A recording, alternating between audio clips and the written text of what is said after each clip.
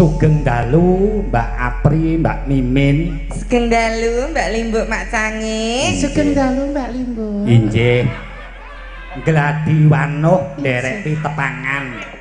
Injih. Menawi kula sampun mangertos dhateng Mbak Apri, Mbak Mimin, mergi kula asring ningali wonten YouTube. Menawi Mbak Apri, Mbak Mimi kula kinten dereng mangertos kalih kula. Injih nggih sampun menawi YouTube sok kadang kula mirsani panjenengan kok yo. Lho, napa wonten napa kula? Wonten panjenengan menika kok lho. Ngendika panjenengan ngendika aku dalang wis ning peceren ngoten njenengan malah kula sing lara-lara lho mbok mboten ngaten sanget. Kok pernah hafal men le? Kula niku ngrumaosi kok, Mbak. Injih. Nggih, sugeng dalu matur sewu sembah nuwun sampun kersa rawuh minangkani menapa ing dados pamundhutipun anak kula lanang Prabu kali anak kula wadon Rasya. Kula niku niki pun nderekke bapak kula niki lho, soalnya apa pun sepuh niku ijek sok menggok dalan. Dadi bapak kula niki lah nggih nek piyaine jane ya nyun sewu ora patek pokro ning kok dregile ra umum niku lho. Suaramu sithik tur nyelekit lho. Lah nek aku anake lho, nek ra dieling kadang kala wong tua ya mesti kanggo lali barang lho, nek ra dielingke anak nyatane lho. Kok pasuryane ora pokro iki maksudmu? Lah nyatane ya iya Pak tak manis-maniske pitenan. Pak. Sehat. Piye? Sehat. Aku. Nggih. Ya tilik ono. Lah kok maksudnya sehat badan? Badanipun ngono lho. Nek niku sarajuning badan ora mung saperangan badan menika. Sehat. Aku iki disuarani wong wedok wis kulino. Nggih. Wong wedok kang wis krasa teng selekit. Ngono kuwi terus nyuwara sak karepe. Angger wis teng celekit. Teng celekit niku berarti penyanyi kudu tak sadar diri nek wong wedok wayahe mbutuhke ngenake butuh akeh ngoten lho kok pikirane jenengan mesti mlayu mriku. Bengi iki sing butuh akeh iki Pak Panggi. Pak Panggi butuhipun Pak Panggi betahe kathah. Pun tercover sedaya lho. Ewuh mantu putu kuwi. Nggih. Kira sing mandegani ra Pak Mbah simbahipun. Nggih, laras. Mbahipun kemanten putri. Mongko nek karo aku ki ngerti kuwi ya kanca wiyaga. Wow. Sak suwene serawung ning nggon gamelan ki rung tau kok Pak Panggi ki sembrono karo sinden ngono kuwi. Wo nggih dereng nate. Lurus dipiyanipun. Tenan kuwi, mongko piyayine bagus. Bagus, kalem. Digodho sinden ki ya meng klesam-klesem. Nek ning nggon gamelan ora tau sembrono karo sinden. Piyayine tuwajo kok menika. Oh, nek nang jaba ora ngerti. Nggih, Bapak Warjudi.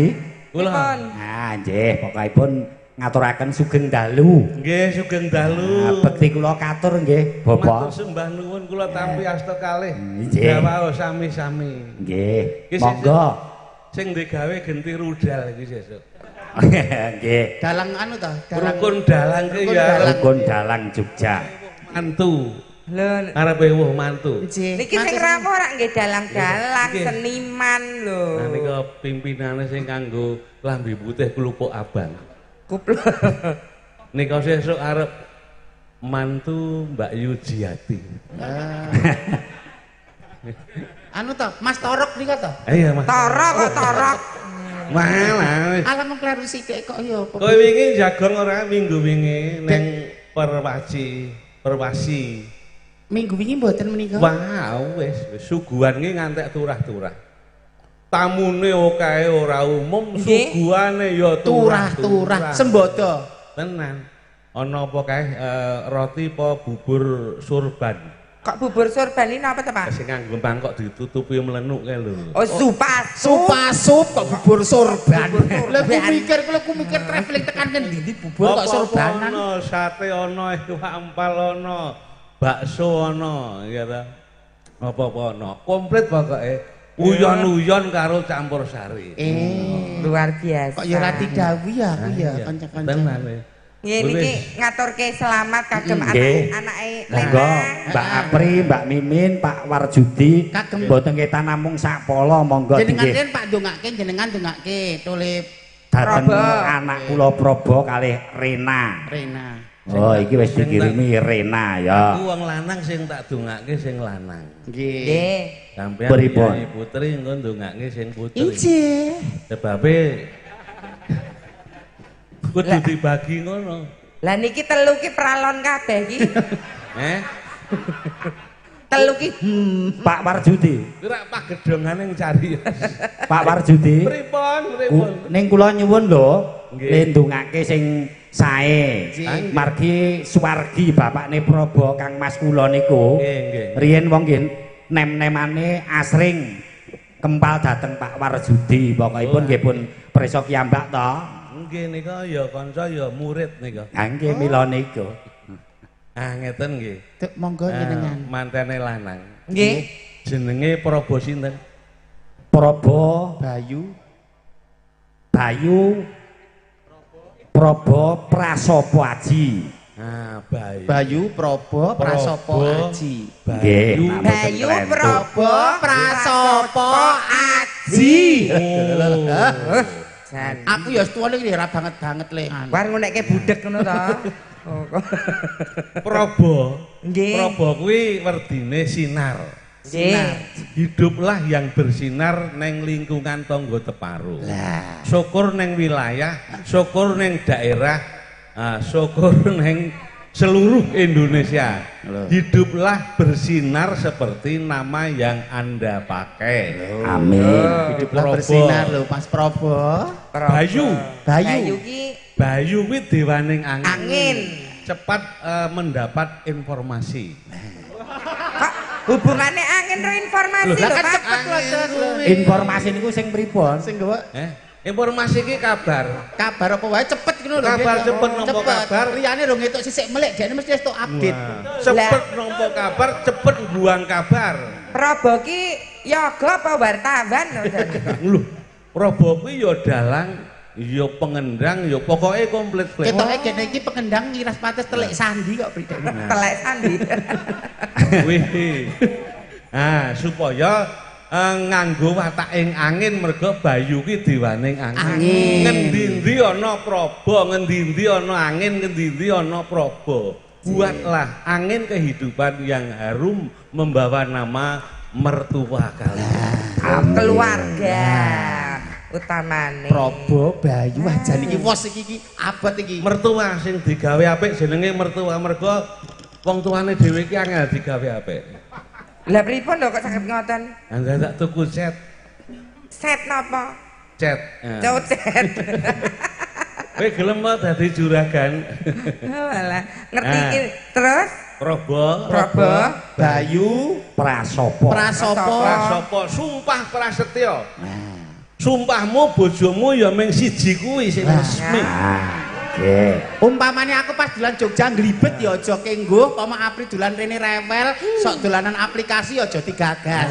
ngerti iki ngantene Prabu aku gah mangkat. Lah ngopo? Lah sadurunge rabi le nggo percobaan aku. Oh, alah Weh, lah. mula kok kene iki anu Kae iku ora percobaan. Lah? Jenenge ngalah berkah. mula karo Apri kok sajak templek aku ngono. Ayo, Teh. Kalah berkah kok malah perang godhong iki. Ora apa-apa wong sencaki karo Tirtanata kok. Aja anu cocok lho mesake garwane lho Bri iku darani tenanan. Darani tenanan nek karo aku mau ngicipi pisan. Prasopo Aji. Nah, sing arep ndadekke mbejaji uripmu kuwi ya nggon prasapamu kuwi. Sumpah janji. Sumpah janjimu karo bojomu kuwi. Sumpah janji apa? Mergo janji itu adalah kata hati yang murni. Lho. Janji iki No. ilmune dhuwur iki. Pelingku Welinge dirungokke, Bo. Ganes sing jeneng baru wong bebojoan kuwi ora melarat, ora sugih, ora ayu, ora bagus, mesti nganggo padu iki mesti. Nggih. Ora sugih ora melarat tetep arep sugih tetep nganggo padu. Mesti nganggo padu. Ora bagus ora elek ning ya tetep padu. Padu. Kok elek. Padu. Aja nek ra ono pilihane. Padu kuwi sikil papat didu. Hah? Wah, wis. Tegese wong padu ki sulaya. Sulaya. Sakjroning padu dieling-eling ya Prabu. Siji aja ngucapke pegatan sakjroning padu. Nah, iki lho, Bo, kose. Loro aja ngembet-embet perkarane wong tuwa. Ah, Wis kuwi. lho aja nying wong kowe mono anake kae kok ora didir wong tua lah. Wong tua barang katut masalah pribadi kok menika. Nah, leluhur nggo dolanan. Nah, Tapi siji ora kena ngucapke pegatan sakjroning padu, loro ora ngembet-embet perkarane Wong tua. Rungokno le duntil-until. Telu, intine wong omah-omah lan wong usaha apa wae luwih saka siji wonge utawa sak dodo kuwi kuncine ning kompak. Apa wae Kudu kompak. bebojoan kompak, Nggih. wiyaga rosinden kompak, nggih, pakeliran kompak. kompak. Ya. Nyontok. Kompak Pripun? Nek mlaku duwe-duwe ora tekan nggone to, Pak. mlaku dhewe-dhewe ngusik. Maksudnya ora kompak ngono lho. Nah, iya ora Tujuane kompak. ora padha. Wis, kuwi Sugiya dikaya ngapa nek salah siji ana sing rusak mesti bakal bangkrut. Lho, dadi kekompakan iku perlu Iya kemakan. ben ora dadi rusak. Engko sing lanang pinter golek duit, sing wedok rasa dadi daringan ya padha Lho, wae. nyontoh bapakmu iki lho, Bo, Probo. Kuwi Bapak dirungokke, ki- Bo, pokoke ngendikane Nah. Pak Warjudi. Bapak ki ora tau karo simbok ki padu ora Ora tau. tahu, ora tahu, regegan ora tahu. Sing luwih penting, Nggih. kepingina dikaya ngapa nek saatnya tenggelamnya matahari kudu diampet. Napa ning? Oh, ya Allah. Maksudnya Saat pripun tenggelamnya niku? matahari kudu diampet. Diampet mergo Nggih. akan datangnya kelahiran itu pasti dengan diiringi cahaya kehidupan. Nah, nek sore kan repet-repet kan peteng. Wanci surup, wanci nang surup srengenge. Aja. Aja ora dadi-dadi wis. Senajan to pun wis paribasan wis menteng-menteng tetep ditahan. Mesti meleset ngono lho. Pamane kula sing dadi wong wedok sing lanang ora aktif, sing wedok susune selak bangkai tetep ora di. Nah, kuwi Kan iso wong wedok sing luwih aktif sakit nek perkara susu kuwi mungsuhe aku. Lah niku mbok dirahapi. Lah jenenge iki nek Angger karo bapak kok playune mesti ning nggon kabupaten iki terus ya, Pri. Kabupaten Sleman kok ya kene sembada. Iki mau sing nggon anu manten lanang. Nggih. Nah, saiki sing kanggo wejangan manten wedok panjenengan wong loro. Nek kula mejang ki ya jane ora trep ning Ora kalah ya trep. sithik-sithik. Cobi, Mbak Apri, Kowe- Mbak kowe sik Mimin. nok, kowe sik nok. iki nggih. penting. Mugi-mugi temanten putri dados istri sing terbaik kangge suami dan keluarga. Enggal pinaringan putra. Amin. Amin. Kekancingan. Lho, putra kira kekancingan to, Pak? Surat. So nek metu lanang anake dadi ya lanang tenan. Oh. Nek metu wedok dadi ya wedok tenan. Sejati tulen. Aja kaya kowe. Kowe. Kowe no sing Nek aku ketok. rada patut nek aku. Nek Nah, aku rada lanang tenan kuwi sing kaya ngapa bentuke? Nek wedok tenan kuwi Nek sing- bentuke niku nggih madha rupa. Hmm. Ini maksudnya ki dia tenan ku sejati sing iso tanggung jawab, iso dadi imam keluarga, iso kanggo tepa tulodo tumrap bojo lan anak turune niku lho Pak, sing tenan niku maksudnya. Ben ngerti sok anake lanang apa wedok, wong jaman dhisik nak nggih ilmu titen. Nek pengen di anak lanang glundungno tampah, kok nek tampahe murep Titen. kuwi berarti anake Lanang. Nek tampahe mengkurep lanang. Glundungno tampah, kok nek tampahe mlumah kuwi berarti anake Wedok. wedok. Nek mlumah wedok, Mbok nek mengkurep lanang. lanang. Lah dhisik mbokku karo mbok Nilik Min glundungke tampah digondol ngasu. Dadine ngeten iki. ngangsune lanang apa wedok? Ngasune banyu. Jenengan ki lho senengane. Ini bapak kol mesti playu ning kono terus lho aku. Titen, ilmu titen coba sinden 6 ki titen ana sing meteng sing endi? Sinden 6 menika sing ngandhek sing endi? Di, nek Nah, titen nek Ketoke ilmu niki titen. nduk Via. nduk Via niki. Iki lho cahayane rak cahayane wong meteng Heeh, to, kaya niku. abot banget nyonggo. Lho. Ata. Sing Riaki nyawang aku kaya ingin. Lah nggih wong niku. Kowe pengen karo Pak E. Kowe kok terus senggaan lho. Sagak keri. Gila. Iki tembang apa? Afrika anarkis lho. Kowe saiki viral. yo viral nek koyo ngene rasa dianokke kok le gilingan. Kok gilingan. Suara jangkrik iki krik. Nggih, suara jangkrik. Ora ana jangkrik kok krik. Iki kesetrum Pak E lho tadi. Iki mau nggon apa? Mantene wedok piye? Sempurnane dadi bojo wong wedok iki. Nek wong omah mane kok nek laki-laki kan tiap ora sing saru-saru. Lah kok lanang kok. Aku mau muni piye? Laki-laki sanes. Oh. Starane ngejak. Laki-laki bukan Oh, laki-laki iki. Nggih, nek bayi kakung niku ora tiang rumah tangga. Sementara Yang istri jalan. kalau istri adalah Yang cahaya rumah tangga. Cahaya Nur lah. rumah Jadi tangga. arepa paribasan imame wis bakoh, tiange wis bakoh, ning nek ra ono nur utawa cahaya seorang istri, rumah tangga bakal gelap gulita. Lho, dadi peran istri niku ya penting. Lho coba mlaku ke sandung, golek pangan ke sandung. Apa sarora beneran mergo tidak ada cahaya seorang istri dalam rumah tersebut. Lah kowe sebagai cahaya to, Lek. Kok cahayamu repet-repet ngono ya? Aku mergane atiku urung iso resik banget kok iso kegodha kaya ngene iki. Atimu lek arep resik kepiye wong liyane wae ora resik. Mbak Tikombang ngene kan. Nggih, kalih biyen maton kalian Sing penting nggih. wong wedok kuwi dongane luwih mandi ketimbang wong lanang. Lho, sebabe Pak. Eleko dikaya ngapa sing lanang. Nek wong wedok ki jejeg atine resik, Nggih. tengah wengi gelem ndonga ning latar tanpa sandalan. Tanpa sandalan apa sandangan? Tanpa sandalan. Oh, Sandalan kok sandangan. Sandangan. Nggih. Kuwi mandi dongane wong wedok. oh. Sak suwene wong wedok iki isih resik atine gelem njalukke pangapura lupute sing lanang karo Gusti Allah. Nggih. Kuwi mengko bakal ana kekuatan sing ngelingke lelakone wong lanang sing tumindak salah. Omar minggo dalan ngoten mergane kekuatane sing wedok kekuatane sing wedok. dilempengke meneh. Ning sing wedok kudu resik tenan, tenajan sing lanang ki ndugal kewarisan. Gento saupamane sing lanang. Contone sinten Pak Warsudi? Nggih kula niki. Ya wong loro niki. Lho, niku tenan. Nggih. Ngoten lho. Sebab dongane wong Jawa ki ora usah nganggo eyup-eyup ngene iki. Langsung matur kali matur sing ampun Gusti Allah ingkang dados seksi atur kula menika bumi kalian langit. Ingkang dados seksi menika bumi kalian langit. Ingkang dados kuasa hukum menika sedaya leluhur kula. Gusti Allah kula nyuwun pengadilan. Mugi bojo kula ingkang sakmenika tumindak mboten sae menika kaparingana pengadilan saged dados sae rukun kalian kula. Nah iki nek salah kata, salah kata ngertine ming duh Gusti Allah kula nyuwun pengadilan. Lah engko pengadilane sing maringi ya sing gawe urip. Oh, nah iki sing ngono kuwi.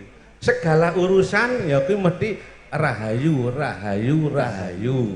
Gusti Allah kula matur ingkang dados seksi atur kula menika bumi kalian langit ingkang dados pengacara sedaya leluhur kula. Wonten lampahan menika kula nyuwun pengadilan Gusti. Nggih. Nah, antawisipun untuk pribadi, untuk awake dhewe, Dinggo awake dhewe. Kok awake dhewe tak dibetot to.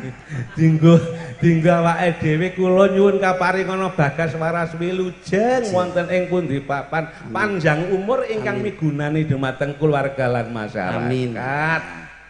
Lancar rezekinipun, lancar sedaya urusan.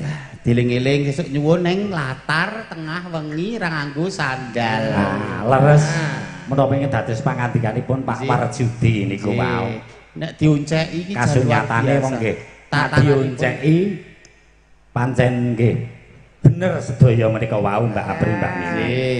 Jenenge sepuh ki asepe ampuh tetepan. Ha niki ngeten men disekseni kabeh warga masyarakat ing Cepit Baru kene luwih-luwih sedulur-sedulur pepunden dalang seniman-seniwati ya kepareng rawuh saiki anakku lanang karo anakku wadon Rena karo Probo disuwun munggah ning pepanggungan wae sekalian.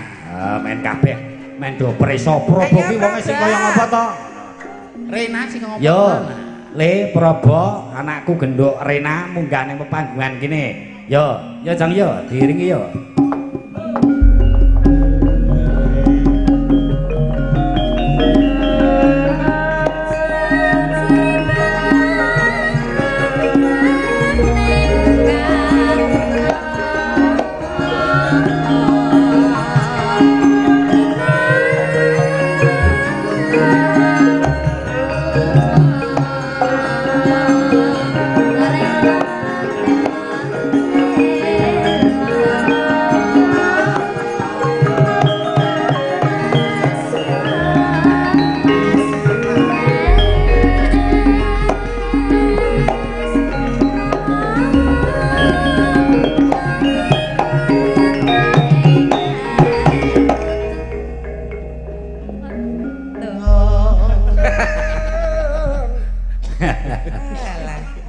Iki anak-anak panjenengan lho.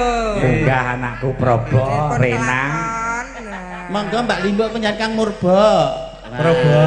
Ayo Le, Bo, kowe ngaturke dhewe ora ketan mung seklimah kanggo panjenengane Pak Warjudi, Mbak Apri, Mbak Mimin, luwih-luwih kanca-kanca pengrawit, kanca-kanca pesinden sing wis nyengkuyung kowe kabeh. Nek karo aku karo Mbak Apri Mimin ki ora matur nuwun ora apa-apa. Nanging sing penting kowe iki nembang Sinom Parijata. Gandrunga busumu. Nek gawa iki nek dhuwur kok diwote kancane. Nah.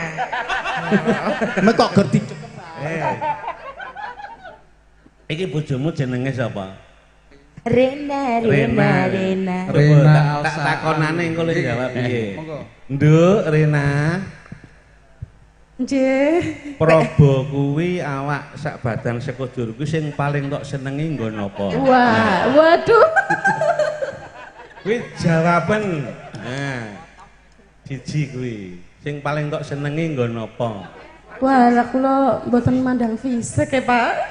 Mboten mandang fisik kok ora milih Pak Warjudi ae. Lah iya. Nek ora mandang fisik ya penting kok ora mandang fisik ya kudu milih Pak Warjudi ora apa-apa no. Genah semenep, genah cara santen wis kokean. Terus yang perlu dieling-eling sakjeke urip. Saka dadi manten nganti tekan dadi nenek-nenek sesuk. Sing didemok dhisik dhewe karo Probo ki nggon apa? Dieling-eling. Sing didemok dhisik dhewe apa? Dhisik dhewe iki nggon apa? Napa nggih, Pak? Rambut katose. Rambut. Rambut. Rambut kan dhisik ngono sisan ya, Pak. Rambut sing ketok apa sing ora ketok? Kaya tok dalan. Ya mestine ki rak ya nek wong apa tresno ki ngelus-elus rambut. Rek maning. Kan iso nggogroke dosa to, Pak. Piyai kakung ngelus-elus piyai putri apa ngono ki lho. Nek dilus-lus rambute iso gogrok. Ngono, Pak. Kowe ngelus-elus sak kono ben gogrok dosamu. Iki nggon rambut sing anu panten putri. Saiki sing manten kakung. Sing dieling-eling sing tenanan. Kowe iki ngawasi Pak Warjudi aja ngono tom-tomen lho kowe. Sabadan sekujurmu kuwi sing didemok dhisik dhewe karo Rena iki nggon apa? Wong sak badan sekujur kok dompet. Apa nggon perangan badan kuwi sing didemok dhisik dhewe kuwi nggon apa? Sik mlenuk, Pak. Sik mlenuk. Sik mlenuk, Pak. Ora awakmu sing didemok karo bojomu. Oh, Rena niku demok to gunamu sik. Lho, nggih. Nah, nek kowe ora dikon mesti njujuk kono. Mencah dregil kok. Bo. Kowe iki karo kowe iso mbah karo Mbah Warjudi. Nggih to. Biyen bapakmu ki seswane Pak Warjudi. Nukulke kowe iki mergo bapakmu biyen ki ngamula karo Pak Warjudi dijak nang ndi-ndi kok. Kowe iki iso mbah karo Mbah Warjudi. Nek karo kono iso Pak D kowe. Kok Pakde to priye? Nek kono Pakde, kene Bude. Tante. Wis nek kowe duwe anak, ngundang bojomu ki Bune. Terus bojomu ngundang kowe Pakne. Kuwi langsung diartikan. Bune. Artine mlebu kene. Ya. nek Pakne Numpak kene. wis. Kode. Wis. Lho maksudnya mlebu niku mlebu endi? Mlebu nang omah kuwi Mlebu lho. omah, Wah arep kok pun nyambut suruh. gaya do kaya ngopo tetep bali nang omahe. Dolano kaya ngopo tetep bali nang omahe nang kandange. Ngono ki lho aja lali arep nang kono kudu bali nang kandange. Pulo. Alah keri. Lho, kuwi perlu sing tak alami ya, Le. Pokoke kaya kandhaku mau kompak ya Rena ya, kompak. Mbahmu Pak Panggih. Kuwi miturut aku lho ngertiku ya sak bagus-baguse lahir batin kuwi ya sak omah nggonmu kuwi ya mbahmu kuwi. Pak Panggih. Mbah Panggih Panggih. kuwi. Durung tahu kok nabuh gamelan wiwit saka enom ngantek tuwa demenan lo sinden ki durung tahu. Mergo rapet kok. Mergo rapet. Mengko aku weling nek medhun saka panggung mbahmu Putri Kandhanono aja cemburuan ngono ya ra. Mbahmu ki tenan aku seksi hidup aku seksi. Lho Mbah Putri menika tegesipun tresnane kali Mbah Kakung rak nggih tenanan. Lah iya Lho saking tenanan. tenan Sujono, ku semelang nek bojoku piye-piye ning kono ngono Ya kuwi. iso, ya ta. Aja guyang-guyang ngomong, matur nuwun bisa apa ngono. Prabu kowe pengen ndek anak pira? Sak dinehi mawon. Lho ra nek Aja dene target. yo ana target to, Targete pengen anak pira? telu apa pira. Kepengin pisanan ki lahir lanang apa wedok? Lahir lanang apa wedok? Jaler. Jaler. Nah, lanang hubungannya dengan Sang Hyang Surya. Jalankan setelah sholat duha. Elmune nyuwun Mbah Warjudi. Oh, alah kowe ngono.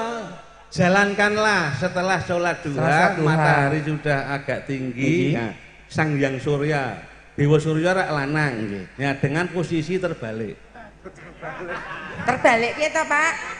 Kono dadak takon. Posisi terbalik berarti Nah, iya. ora kaya biasane, oh. Ya. Masa Pokoknya ukur-ukuran nek orang posisi ngerti terbalik setelah Sang Hyang Surya terbit kurang luwih jam 09.00. Kurang luwih jam 09.00 gunakan dengan posisi kaya nylumbat kambil. Niku bar salat duha. Nah, sak banjure kowe bagus, to bojomu ayu. Ning nek lemu ngerjain ki karo mangkel sesuk laire lanakmu ya kaya aku iki. Kudu nganggo kasih sayang sing murni ngono lho. Aja batin ya, aja batin bapak lho ya. Lho. Mosok wong kaya ngono kok karo mangkel ki njur kepiye? Lemes kula, Pak. Lemes ki wedi apa gila? Ora aku ki tenan kok, Nduk. Aku ki elek, rupaku kok ngene. Aku kepengin duwe anak bagus karo ayu. Aku entuk loro lho. Lho sanak pripun Ya, niku? kowe kenal to anakku lanang kaya kok ngono kira ora wangun nek ka anakku. lah ya Mas Warguno kae bagus banget loh. Asing kuwasa wae ora percaya. Ngono kuwi. Lah, iki ana resep sing aku mendapat dua anak yang cowok itu cakep, yang cewek itu Cantik. cantik. Nek ngepasi padang bulan tanggal 15 Nggih. bulan purnama, sadurunge ndadari kowe wong loro adus kramas bareng. Ya, kosokan karo merem. Mbuh engko pener ngendi ora aja di. Adus kramas bareng kok nek wis rampung adus kramas terus pinjungan karo sarungan ning halaman tatap muka dengan bulan purnama. Sebutamu apa? Gusti Allah kula nyuwun kaparingono sinar bulan purnama dateng saranjuning badan kula.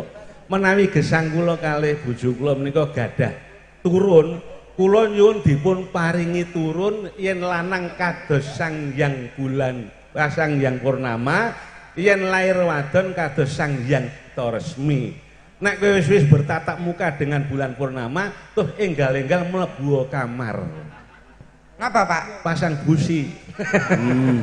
Ya melengkapi pur mata acarake mau. Dirungokke wis mudeng wis paham Mau ora kudu mloho. Bar salat duha kuwi mau ngapa di kandhake bapak mau. Kowe kelingan ora? Galingan. Nah, bar salat duha. Kok nek dong ngidam, ha iki sing kudu dieling-eling, Nduk. Kepengin kaya ngopo, woh sing kaya ngopo kowe aja mangan woh gogrokan sakjerone ngidam.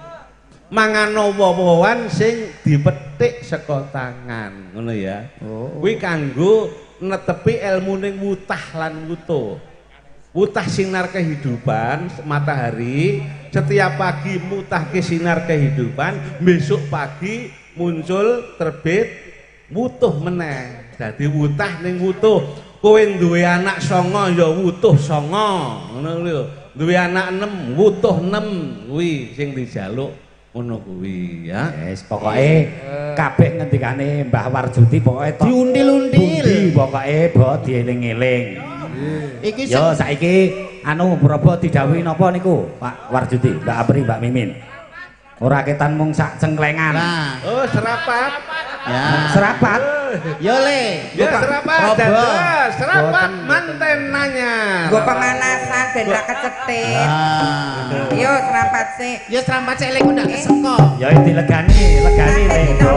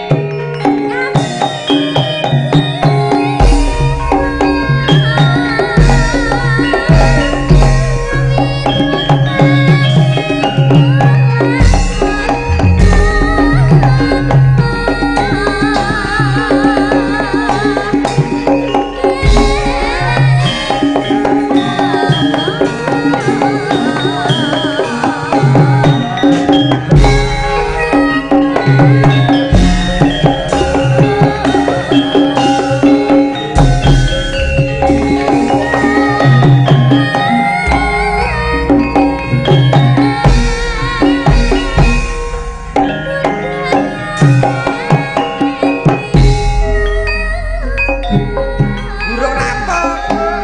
Ramu lho le. Yo.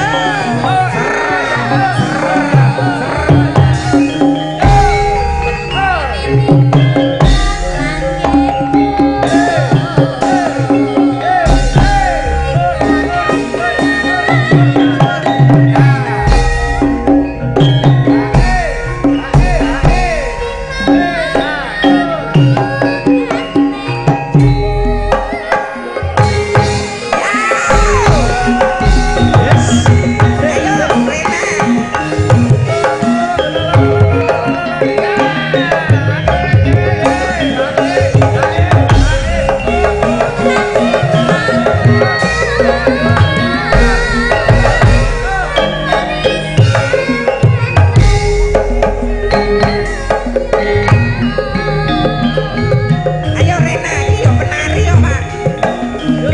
Ayo ora apa-apa. Yo, Mbak Rena.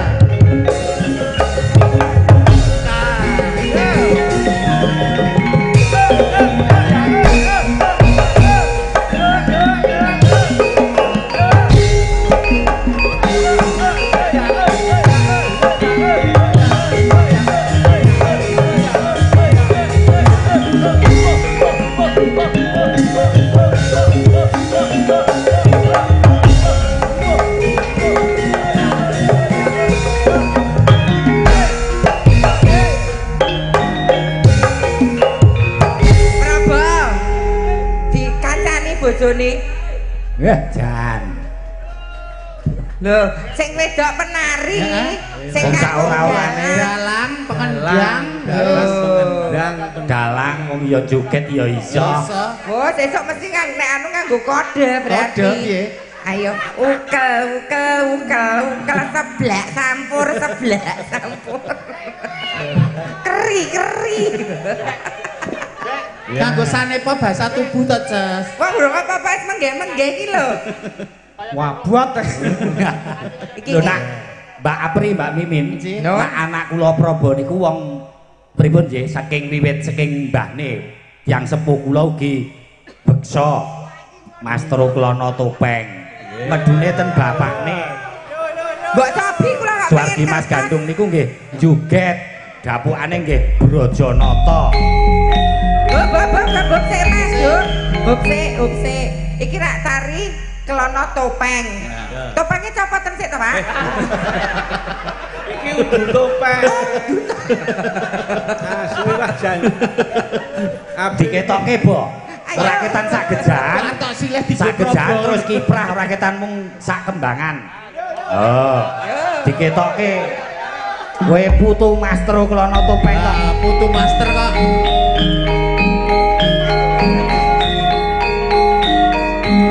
Oh, Pak Putu kok ketok gro kae.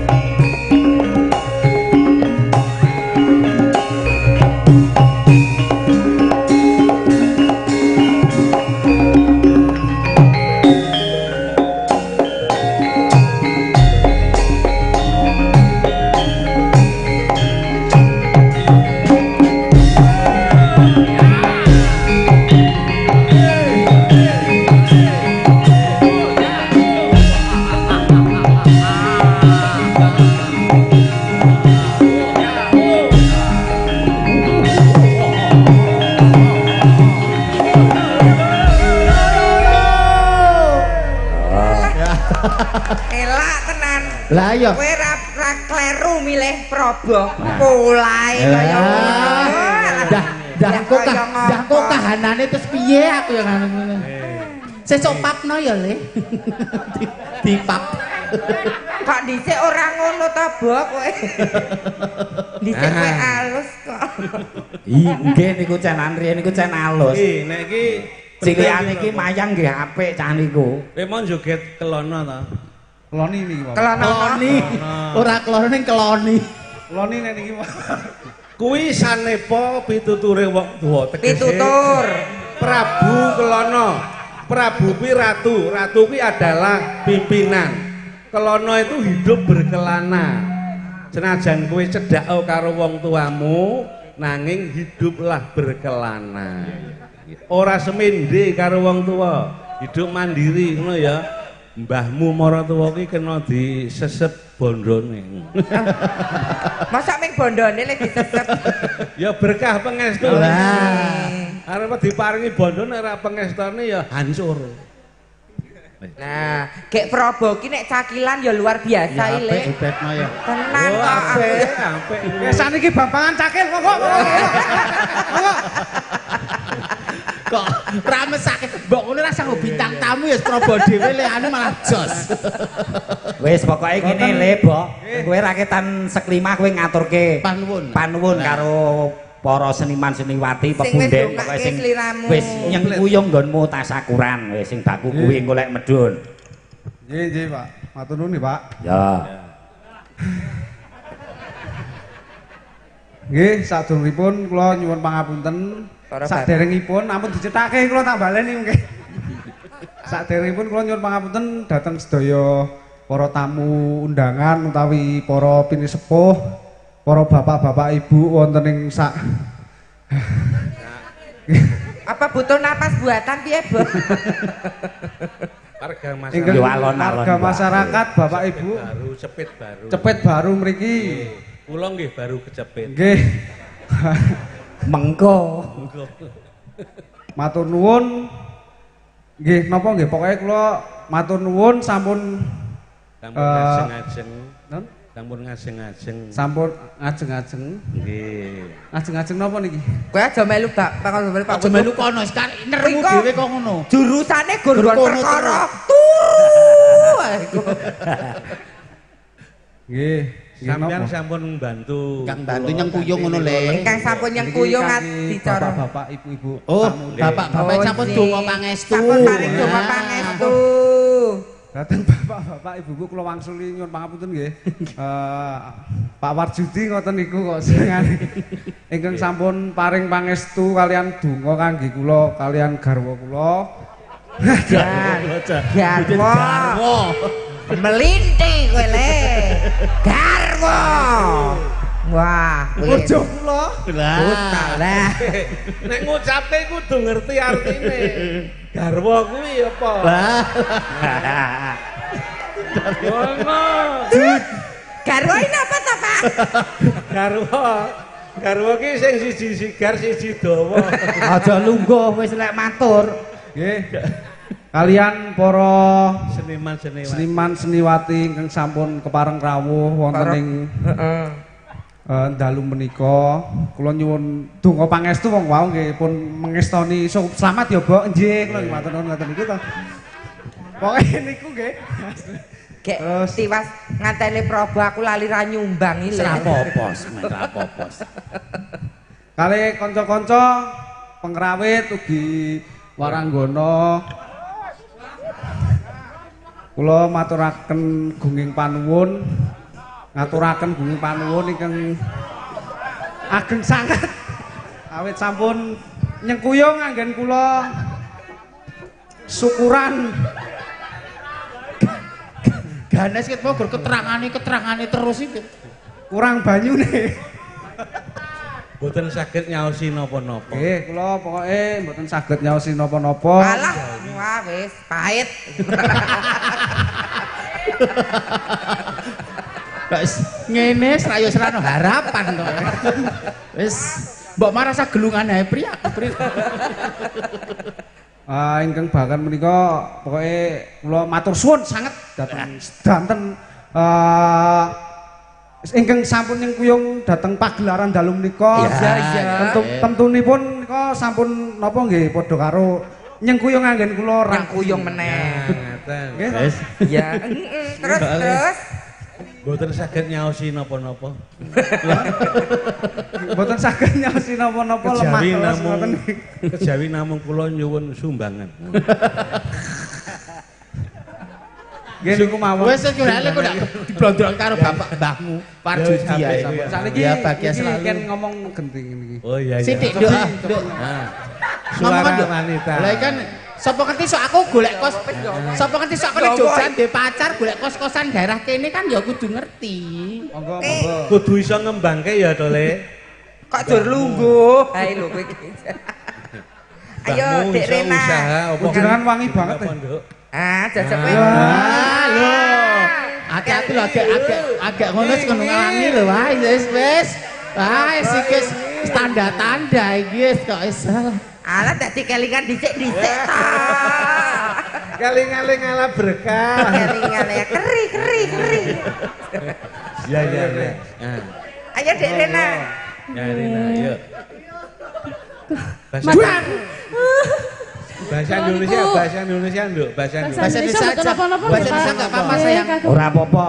Untuk para tamu. Untuk para tamu, Bapak Ibu sedaya, teman-teman pengrawit dan Mbak-mbak Sinden, Pak Dalang, Mbak Apri Mimin, Pak Warjuti. Aku rasa disebut.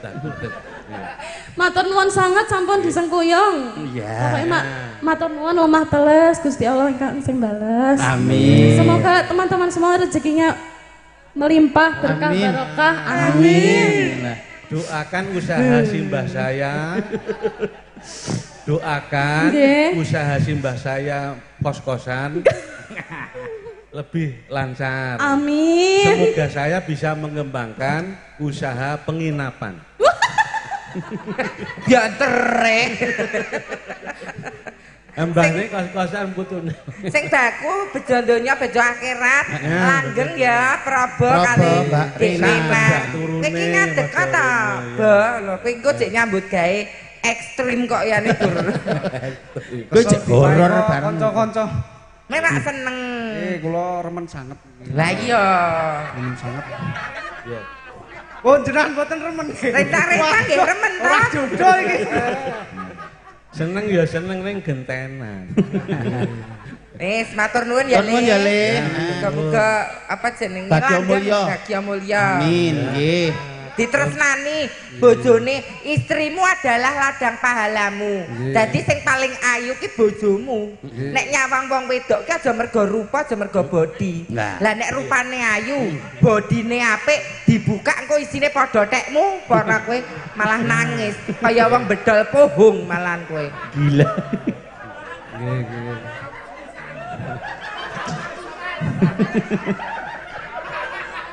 Karo iki Le, Bo.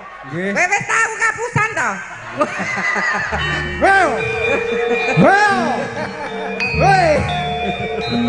Aja dibuka wadine, Prabu. Woi. Padha seneng banget ya. Iki karo ngene Le, Bo. Pak Warjuti. Niki enten titipan serat niki wau. Nggih. Saking keluarga besar Bapak Kasmadi Jogja. Kakunge Nana. Iki supaya macake pesan kanggo anakku Nana karo Probo. 1, cucuku mempelai Nana dan Probo selamat berbahagia dan menjalani kehidupan baru ya. 2, Nduk Nana, beruntung kamu menikah dengan Mas Probo, laki-laki ganteng sesuaimu. Karena saat kelak kecantikanmu memudar, penglihatan pasanganmu juga turut memudar. Artine aman selawase, amin. 3, sedulurku Jakarta, Gading, Gunung Kidul, Jogja lan para pamriksa sugeng mriksani wonten live streaming. Nyuwun lagu Gubuk Asmara Mbak Apri, Mbak Mimin. Cukup sekian, matur suwun. Jogja 13 Oktober 2025 saking kakungnya Nana yang tinggal di Glagah, Jogja istimewa. Sembah nuwun Mbah Kakung wonten Glagah. Menika ugi wonten Nawala. Nyuwun tembang uler kambang ingkang nyekar mbokne Sukina. Iki ya mesin kok iso ki to, Bang. Saking Pak Midun. Mah? Mbah Midun kok iki tulisane. Niku Midun niku turun ngoten. Oh, aku kon mudun ngono ta. Wah. Tak kira Mbah Midun paring bebingas 300.000. Ngene, Boh. Iki nggo makili kanca-kanca sumbangane ya gur iki. Ya. Oh, mboten jenengan mawon. Ora apa-apa ki nggo makili kanca-kanca kok, Boh. Iki gur tenger le. Gur tandha tresna wis tampanan. Aja disawang sithik oke. Ngeten iki mungkin mlumpuk. Piye? Mungkin mlumpuk. Kok nek lupa mbok kukup ngono. Ya pinter kowe. Kan kula niku. Ya saiki lagune Gubuk Asmara, manten anyar dibarengke mlebu kamar. Bawa Rena ya iso ta? Oh saged niki ya. Was ngalahi niki Salindri. Ya. Saged banget iki. Oh, suarane Rena elok. Jos. Apa meneh nyuarani kowe, Pak. Niku ampun ditakoke. Ning nek manten anyar ya urung nyuwara. Nggih, niki dicaosi anu eyange Nana. Ayo, Gubuk asmara. Nggih. Oh nggih. Ya yo dibawani anakku Prabu engko lek medun. Ya Allah, gobias terus kabeh. Alah. Mbok tas kuwi copot kok mendring.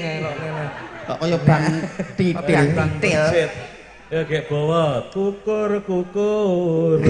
Nyingkar-nyingkur kok kukur-kukur. Mbok ditumbaske salep. Nyingkar nyingkur. Rencang-rencang tepuk tangan kagem Praba.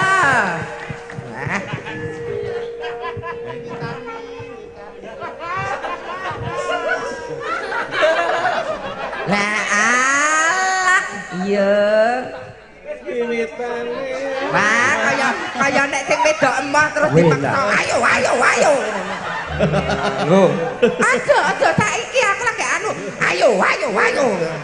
Ayune tumpuk unduh. Dasar ayu Nana lentung.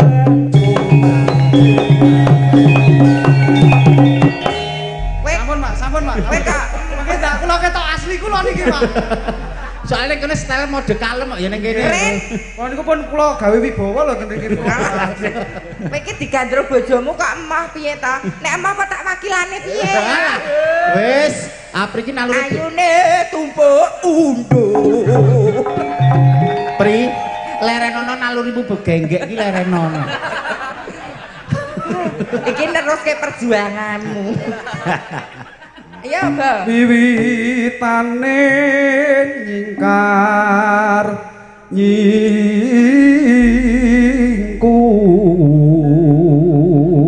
Kok wis gong iki sing ngakon sapa? Lingsam yen kamu Kemutan. Kok kelamutan? Lingsam yen kemutan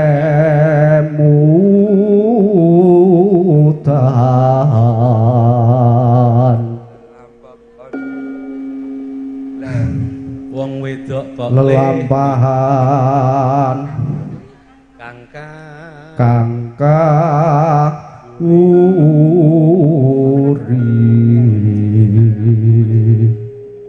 Ramadan ini Ndage kowe, Ba. Bar rusake pasarane Pak Diwarjudi karo pasaran ning Jogja. Layu kowe, Bro. Kowe tau diamuk biane kowe. Golek rai kowe. Rai arep mateni sandang panganku karo Pak Diwarjudi kowe. Wanen. Lanyu. Mas Toro lho sing pinter ndagele ngomong aku kok malah kowe lanyu. Kemajon kowe kemewat kowe, Bo. Ayo. Nano. Kudu digoni ngisor njuk telu kanca-kanca malah arep ngelar jajahan. Ngisor Kok wani-wani tak lewat kowe ngono. nggone ngisor terus ya jelek. tresno tulus nadyane gubuk asmara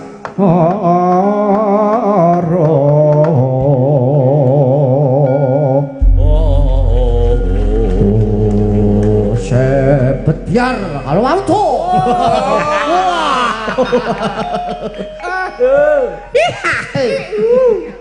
Ayo Rena langgame. Matur karo Mbak Apri, Mbak Mimin terus langgame di Langgame. Gandeng kula sampun bawa. Kula nuwun dateng Diajeng Apri. Kelingan dek privat iki. Oh, Diajeng. Diajeng gundulmu kuwi kok. Diajeng. Kok diajeng kok diajeng. Monggo Diajeng kalajengaken. Iki diajeng, iki diamput. Iki diapurmu. Diajeng diamput diare. Piye ta? Duniane dunia apa iki? Walah, kayak wis dikukup dhewe ya, diare sak dalan-dalane. Piye, pengen Pak piye? Mboten. Arep ngicipi Pak. Nggih, monggo pun saosi Iki kula Mbak Yu. langsung Ya mandhap mawon nggih, Pak. Ora pengen tayuban karo aku sih. Wah, ampun nate to. Ya. Enggak. Adeki jilak ngono adek. Selamat ya Le, Probo. Matur sembah nuwun nggih. Langgeng ya Le. Piye ta wong karo kok Mas? Kok malah ingin pulang ke rahim ibu iki to? Wong arep tak jak cipika-cipik kok marep wudu iki piye? Kelingan dek Johan. Kok malah goleki padasan Tak arep. goleki keran. Ya ora ana keran kok 20 cm. Sampun nggih. Nggih. Matur sembah Iya, nuwun monggo Rena. dipun lajengaken. Lho ngene iki lho. Baleni napa? Iya, iya. Karo aku ora salah. Oke, monggo. Aja karo Mbak Warjudi aja ambung-ambungan lho, kecengkek kowe engko. Nggih, monggo. Ya. Yen lewat aku kelingan bukae biyen tak goleren nang jagat kebak tulisan warna hati tanda isin sayang